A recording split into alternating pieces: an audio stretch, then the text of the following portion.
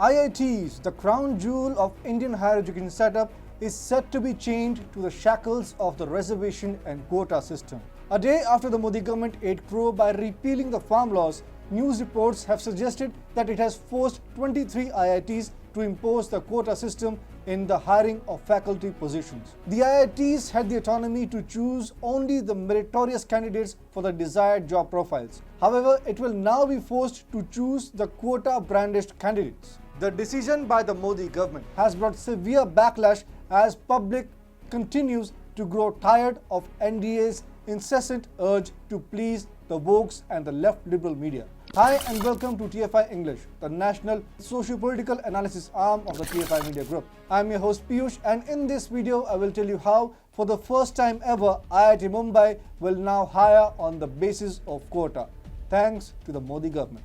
Let's begin.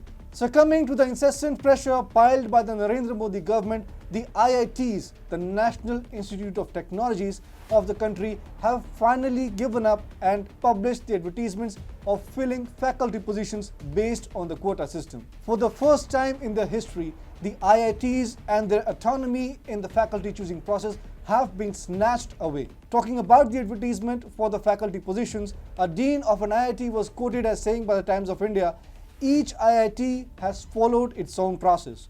We are recruiting under the mission mode.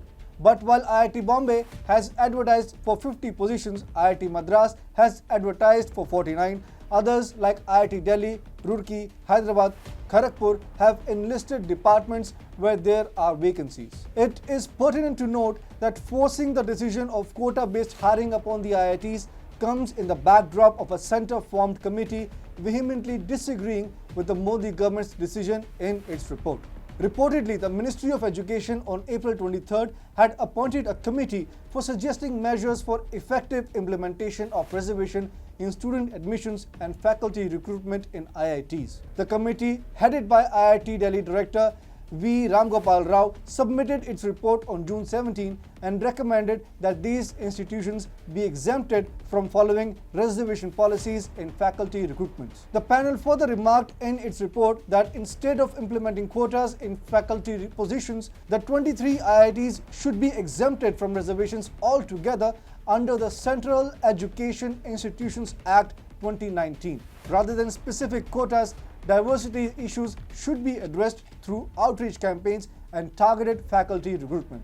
The high panel group was of the view that IITs should be added to the institutions of excellence mentioned in the schedule of the Central Education Institutions Reservation in Teachers Cadre Act 2019. Under Section 4 of the aforementioned Act, institutions of excellence, research institutions, institutions of national and strategic importance are exempted from providing reservation. Currently, 8 institutions including Homi Bhabha National Institute and its constituent units, Tata Institute of Fundamental Research, Space Physics Laboratory and Indian Institute of Remote Sensing are part of this exempted list. However, the Modi government, lately on a spree to appease the minorities and the socially backward groups, pushed through the proposal and wore down the IITs.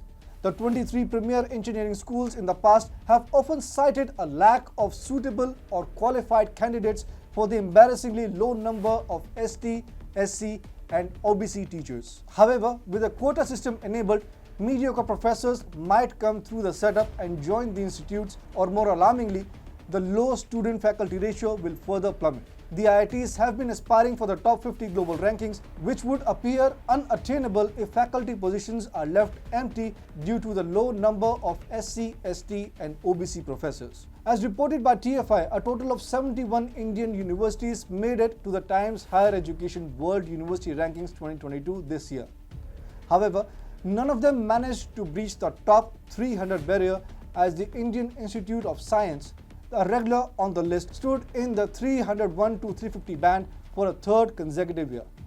Meanwhile, IIT Ropar and JSS Academy of Higher Education found themselves in the 351 to 400 band, while IIT Indore came in the 4th spot, ranked between 401 to 500. None of the old IITs participated in the survey, but even they would have struggled to reach anywhere near the top 50 mark.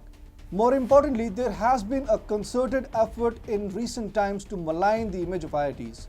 Routine acquisition of Brahmanism are hurled at these trusted and credible institutions. The Indian left cabal, in association with the global left media, describes IIT as the home of Brahmins. It is alleged that non-Savarnas are deliberately failed in the top institutes of the country.